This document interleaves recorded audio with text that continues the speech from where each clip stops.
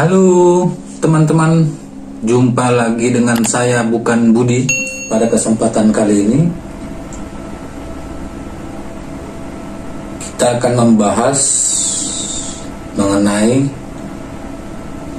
alam sadar atau pikiran sadar, atau apa yang disebut dengan conscious mind, dengan alam bawah sadar atau pikiran bawah sadar yang disebut juga dengan subconscious mind.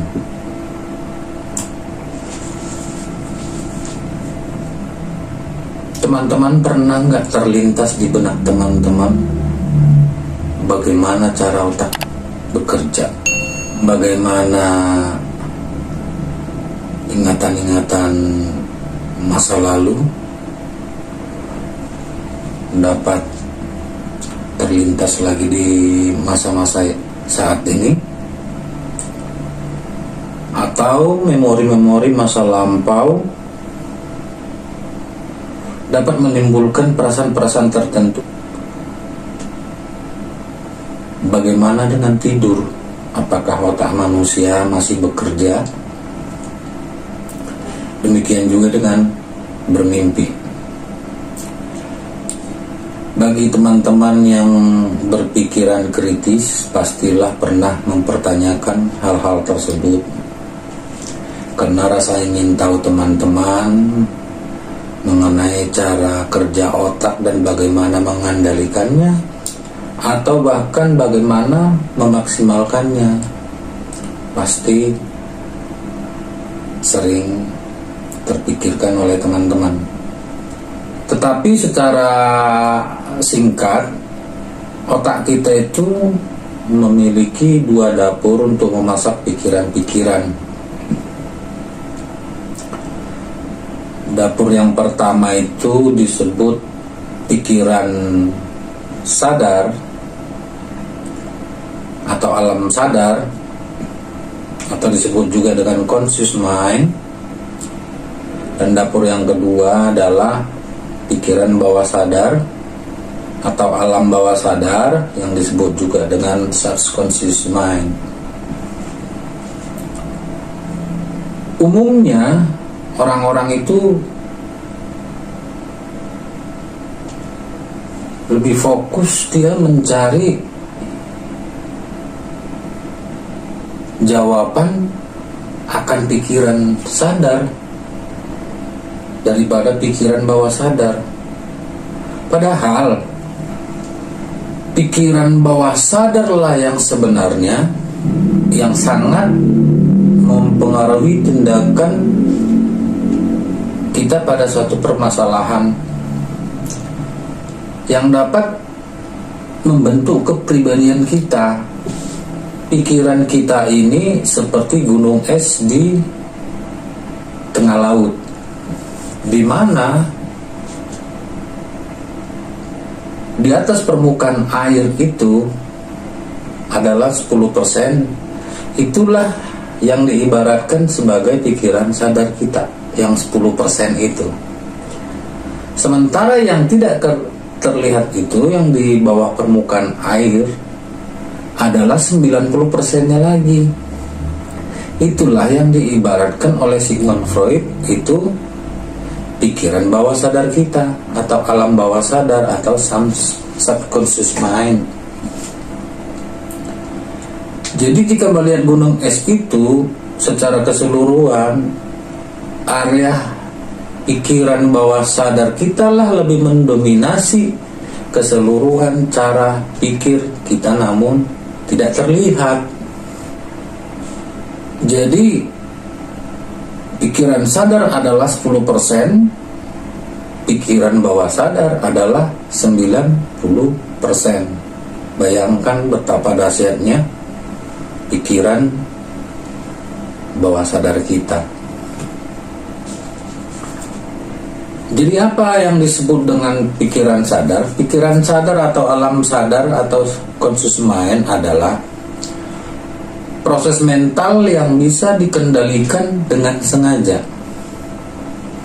Proses mental yang bisa dikendalikan dengan sengaja artinya adalah kondisi di mana kita sadar 100% sedang melakukan kegiatan kita atau apa yang digerakkan oleh bagian-bagian tubuh kita dan kita bisa mengendalikannya, seperti melihat, mendengar, berpikir, merasa, atau menjamah.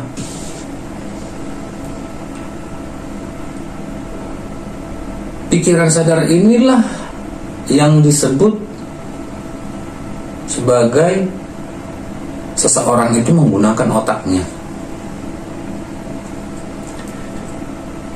Jadi yang dimaksud dengan sadar 100% ini adalah di mana kita menggunakan 10% dari kekuatan pikiran kita, yang diibaratkan oleh filosof Jerman tadi, Sigmund Freud tadi, ibarat gunung es di permukaan air yang terlihat itu adalah 10%. Jadi jika kita menggunakan yang 10% ini, disitulah disebut kita itu sadar 100%.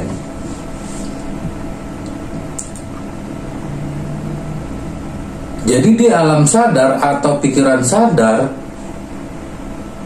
umumnya manusia hanya memanfaatkan 10% dari kekuatan pikiran itu. Sedangkan yang 90%-nya itu adalah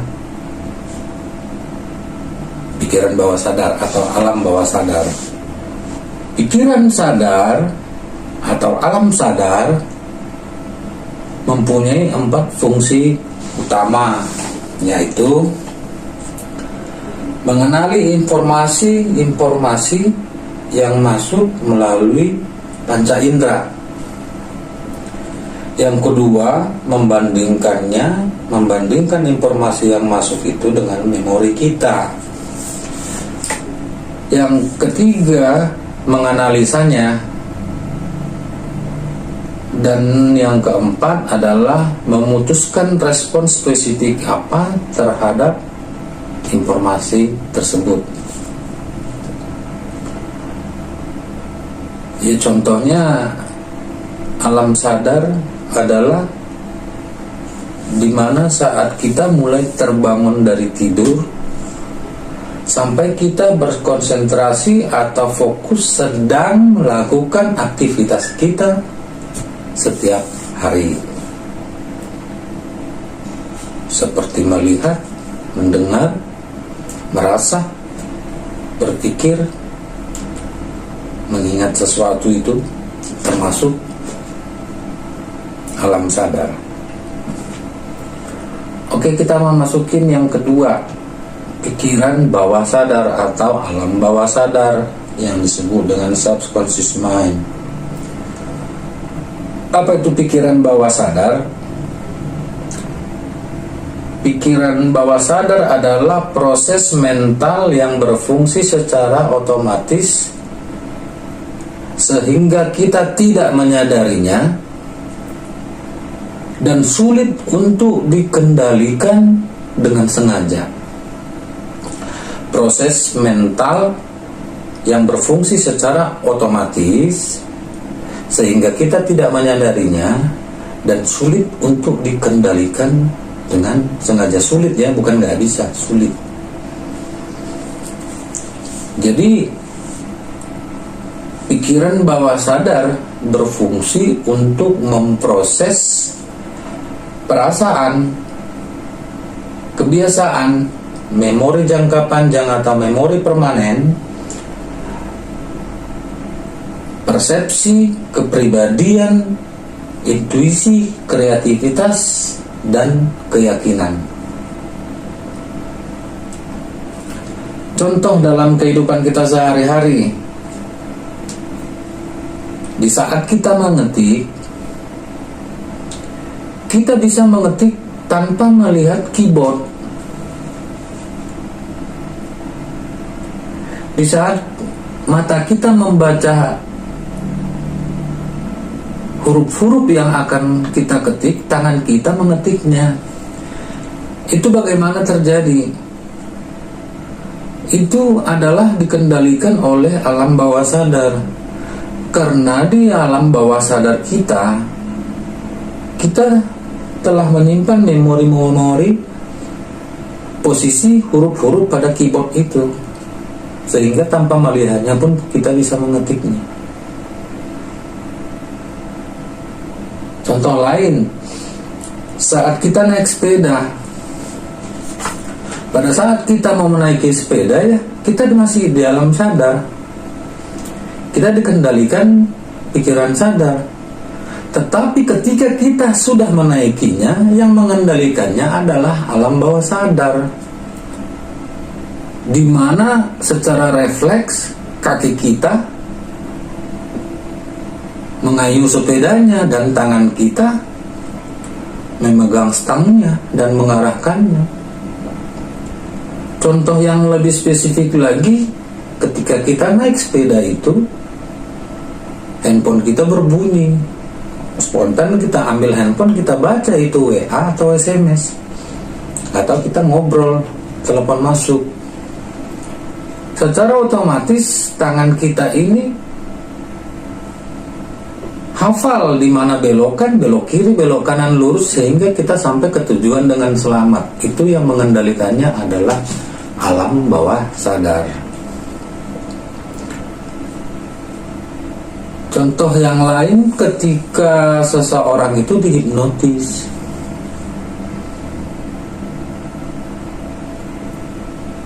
Jadi hipnotis pada prinsipnya adalah membuka pintu ke alam bawah sadar dengan cara mengistirahatkan pikiran sadarnya. Jadi untuk membuka pintu alam bawah sadarnya itu, si yang terhipnotis, terlebih dahulu si penghipnotis ini menidurkan pikiran sadarnya, mengistirahatkan pikiran sadarnya, sehingga terbukalah gerbang untuk masuk ke alam bawah sadar.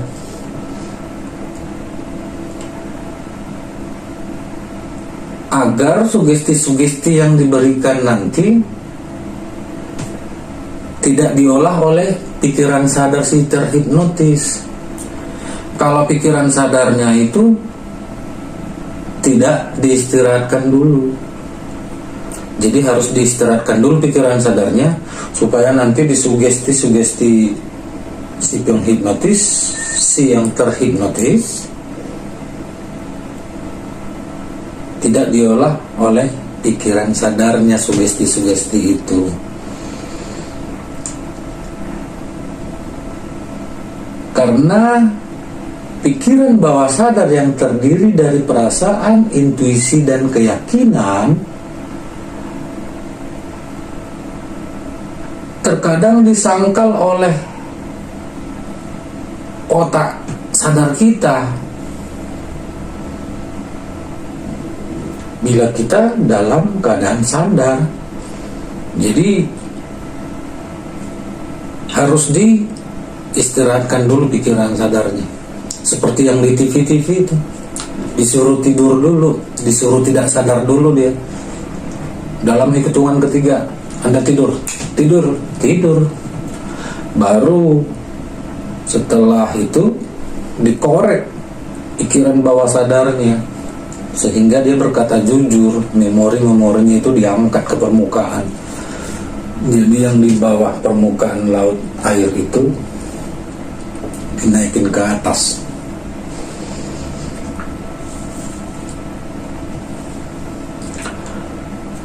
Tapi bila kita dalam suatu konflik atau dalam keadaan terdesak atau kepepet, di waktu sadar ya, di waktu sadar itu kita kepepet, itu otomatis diambil alih oleh pikiran bawah sadar atau alam bawah sadar.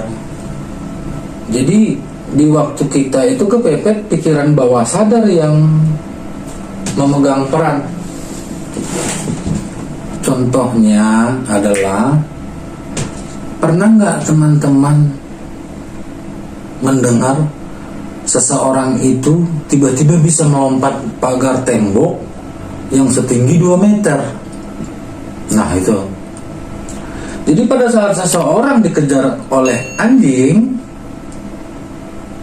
secara spontan dia akan lari melompatin tembok yang 2 meter pun bisa dilakoninya. Nah itu adalah kerjanya alam bawah sadar.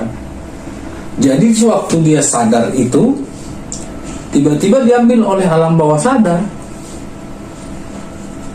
Itu makanya dikatakan tadi alam bawah sadar itu adalah proses mental yang terjadi secara otomatis tanpa kita sadarin. Seseorang yang dikejar anjing itu pun tanpa disadarinya dia lompat lewat saja. Itu salah satu contohnya, bahwasanya pikiran bawah sadar bekerja secara otomatis dan sulit untuk kita kendalikan. Kita enggak kalau kita lagi sadar nggak bisa kita lompat itu pagar yang 2 meter. Terus kenapa dikatakan bahwa kehidupan kita lebih banyak pada alam bawah sadar? Ya jawabannya yaitu karena alam bawah sadar kita mempunyai pengaruh yang sangat besar dalam kehidupan kita ketika kita sadar atau dalam kegiatan sadar kita. Jadi yang 90% ini lebih mendominasi kegiatan kita pada waktu sadar.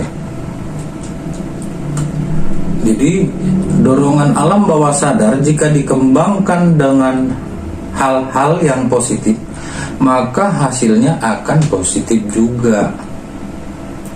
Sebaliknya jika dikembangkan dengan hal-hal yang negatif, ya tentu hasilnya akan negatif. Misal nih,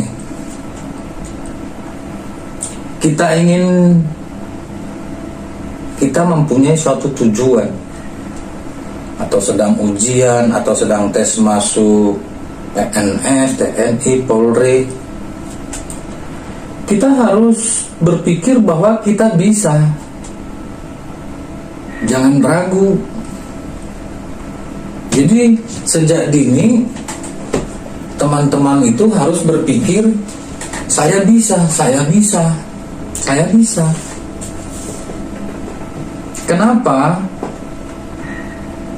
Lakukan itu berulang-ulang